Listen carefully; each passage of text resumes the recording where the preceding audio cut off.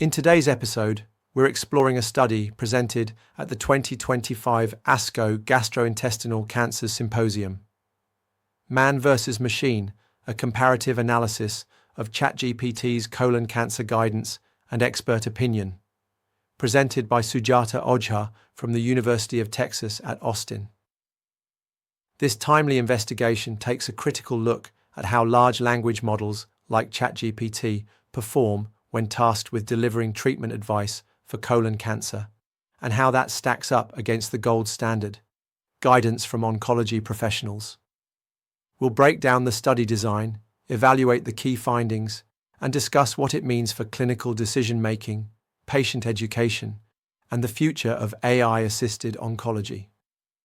This episode is brought to you by HuMOLYTE, a next-generation hydration solution designed to make chemotherapy tolerable. Let's dive in. Welcome to the Deep Dive. Today we're looking at something really fascinating. It's where technology meets, well, something incredibly personal, our health. AI chatbots like ChatGPT, they're everywhere now, helping with tasks, writing emails. It's pretty wild. It really is. But what happens when we start asking these things for advice on serious medical issues? Yeah. Like, say, cancer. Can we actually trust that information? That's the million-dollar question, isn't it? And it's not just theoretical anymore. People are turning online first. Right. So understanding what AI can do, and maybe more importantly, what it can't do yet, especially in healthcare, is just crucial. Absolutely. So that's our mission for this deep dive. We're going to unpack a really a groundbreaking study that tackled this head on. Okay. It looks specifically at how well ChatGPT could answer patient questions about colon cancer, give real guidance. And how accurate that guidance was. Exactly. We're basing this on a study called ChatGPT's Colon Cancer Guidance, an expert assessment. Sometimes it's also referred to as man versus machine. Quite the title. Yeah. It compares ChatGPT's answers to expert opinions. It's solid research from folks like Sujata Ojha, William Steele Sessions, and Boone Goodgame at Dell Medical School, University of Texas at Austin. That's a reputable team. And this matters for you listening, right? It's about where you might get health info in the future. Yeah. And how this tech could potentially help with patient education, but also where we need to be really careful, especially with something as serious as oncology. Definitely. So, okay, the big question then is, how do they actually test the AI? How did this study work? Well, first they acknowledge that, while AI chatbots are popular, their role in cancer care in oncology is still pretty underdeveloped. Right, it's new territory. Exactly. So the study aimed to fill that gap. The goal was crystal clear. Evaluate ChatGPT's ability to give accurate answers to common patient questions about colon cancer. And how do they measure accuracy? By comparing the AI's answers directly against assessments from experienced clinical oncologists, real experts in the field. Okay, so it's AI versus the doctors, in a sense. Pretty much. It's a way to see if the AI's knowledge lines up with actual medical practice and understanding. So where did the questions come from? Did they just make them up? No, they were very systematic about it. The researchers put together 10 really comprehensive questions. 10. And they did this by looking at the kinds of questions patients actually ask based on FAQs from, top-tier sources.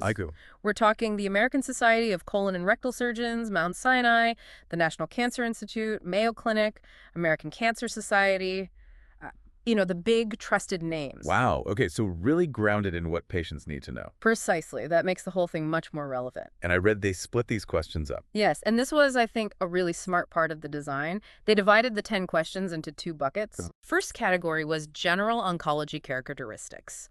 So this covers the broader stuff like symptoms, screening recommendations, ways to prevent it, foundational knowledge. Right, the basics that maybe someone newly diagnosed or just worried might ask first. Exactly. It's that initial information gathering stage. Makes sense. And the second category? That one was more specific, diagnosis and treatment. Okay. So the clinical details. Yeah, delving into things like cancer staging, different treatment options, what the prognosis might look like, managing side effects, the more complex clinical side of things. And why split them? What was the thinking there?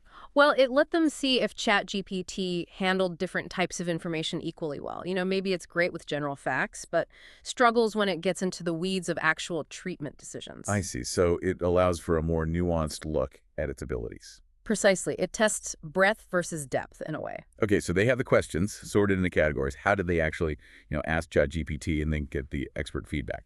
They basically just type the questions into ChatGPT, but they phrase them like a patient would ask. Not like a doctor talking to another doctor. Right, more natural language, like what are the symptoms of colon cancer or what treatments are available, that kind of thing.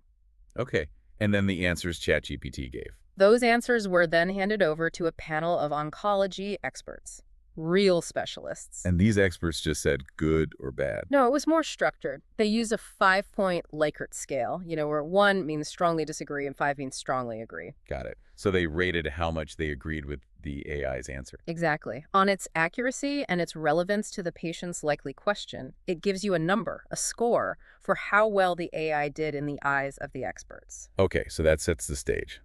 Methodology sounds solid. Now, the results. What did they find? Was the AI any good? Well, here's where it gets really interesting. The overall average score, it was actually quite impressive. How impressive? Across all the questions, all the experts rating them, the average score for ChatGPT's responses was 4.72 out of 5. Wow, 4.72. That's incredibly close to a perfect 5 to strongly agree. It is. It suggests, a surprisingly strong alignment with expert opinion overall. And was that score consistent? Did all the experts feel that way? Yeah, that's another key point. They ran statistical analysis, ANOVA, and found no significant difference between the raters. Meaning? Meaning the experts generally agreed with each other about the quality of the AI's answers. It wasn't just 1 or 2 lenient graders. There was a consensus that overall it was doing pretty well. Okay, a 4.72 average. That really does make you think about the potential here. It sounds almost ready for prime time. Well, hold on. Because underneath that high average score, there's a really crucial distinction. Ah, okay. The devil's in the details. Exactly. Remember those 2 categories of questions, general characteristics versus diagnosis and treatment? Yeah. The study found a statistically significant difference in the ratings between those 2 categories. That's the real aha moment here. So it wasn't getting a 4.72 across the board for everything. No.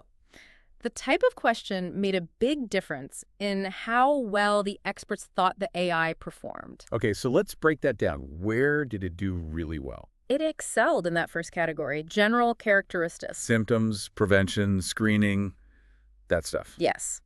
For those kinds of questions, its answers lined up almost perfectly with what the experts thought. The scores were consistently very high. So for foundational, widely known information, it's really effective, like a supercharged health encyclopedia. That's a good way to put it. Yeah. For getting patients started with reliable general info, it seems quite capable. Okay, that's genuinely useful. But what about the other category, the diagnosis and treatment questions? And that's where the limitations started to show. Yeah. The responses related to diagnosis and treatment, well, they showed that statistically significant difference. Put simply, the experts agreed less with the AI's answers on these more complex clinical topics. So the scores were lower for those questions. Significantly lower, statistically speaking. Still decent, maybe, but there was a noticeable drop-off compared to the general info questions. The experts just weren't as convinced by its guidance on the specifics of care. Here's where it gets really interesting then. So it's good with facts, but maybe less good with judgment. Is that fair? That seems to be the pattern, yes. It can retrieve and synthesize general knowledge very well. But when it comes to the nuances of, say, choosing between treatment A and treatment B for a specific patient, that's different. Why do you think that is? What's missing? Well, think about what a human doctor does. Diagnosis and treatment planning isn't just about facts. It's about applying those facts to an individual. Right. My history, my other conditions. Exactly. Your specific medical history, lifestyle, other health issues, genetic factors, even your personal preferences and values. An oncologist integrates all of that. They ask follow-up questions, they interpret subtle test results, they weigh risks and benefits for you. Which an AI trained on general text can't really do. Not in the same way. It doesn't have your personal context. It hasn't examined you. It can provide information about treatments, but it can't make a personalized recommendation with the same level of clinical reasoning. That judgment piece is still very human. That makes a lot of sense. It clarifies why those scores differed. So, okay, pulling this all together, What's the main takeaway here? What should we, understand from this study? The main conclusion is sort of twofold, really. On the one hand, yes, ChatGPT can provide accurate and relevant answers to many patient questions about colon cancer. That 4.72 score shows its potential. Right. It highlights the potential for AI chatbots to genuinely help with patient education. Absolutely. They can be a great tool to supplement what patients learn from their doctors, especially for those initial general questions about symptoms, prevention, screening. It could empower patients, maybe help them formulate better questions for their doctor's appointment. Exactly. Come in better prepared, more informed. That's a huge plus. But there's a but, isn't there? There is. And the study authors are very clear about this. They emphasize that this is just one study and more research is definitely needed. To understand the limits. Yes, to explore the limitations further and figure out how best to use these tools safely in clinical settings. They explicitly say further research is necessary. So it's not quite ready to be your oncologist just yet. Definitely not. It's a supplement, a potentially powerful educational tool, but absolutely not a substitute for professional medical advice and care from a human expert, especially when it comes to diagnosis and treatment decisions. This raises an important question then. Yeah. Where do we draw the line between supplementing education and, giving advice that could be misinterpreted as clinical direction? That's the ongoing challenge, isn't it? And it highlights the need for clear disclaimers and responsible development of these tools in the healthcare space. So what does this all mean for someone like you listening right now, trying to navigate health information online? It means AI, like ChatGPT, can be a useful starting point for general information. Think symptoms, prevention basics. But when it comes to your specific situation, your diagnosis, your treatment plan, that conversation absolutely needs to happen with your doctor, with a qualified healthcare professional. Got it. Use the tool, but know its limits. Precisely. It's about being an informed user. Okay, so that wraps up our deep dive for today. We've seen that AI chatbots like ChatGPT are, surprisingly good at providing general information about topics like colon cancer symptoms and prevention, according to experts. Yeah, the potential for patient education is clearly there. But, and it's a crucial but, this study from Dell Medical School also shows a clear drop-off when it gets to specific diagnosis and treatment guidance. That's where human expertise, that nuanced clinical judgment, remains irreplaceable. It's a powerful reminder, isn't it? Technology is advancing like crazy, but the heart of healthcare, especially in something like oncology, is still fundamentally human. Well said. That connection, that personalized understanding is key. So here's something to think about as we close. How might this evolving role of AI change how you search for health information? Or maybe even change how you talk with your doctors in the future? Food for thought, definitely. We'll leave you with that. Thanks for joining us on The Deep Dive. As AI tools like ChatGPT become more integrated into clinical practice, it's essential that we continue to evaluate them critically, balancing innovation with evidence and automation with expert judgment. This study reminds us that while AI can support decision-making, it cannot yet replace the experience and nuance of a trained oncologist. Thank you for joining us on Cancer Studies Explained, making oncology research understandable.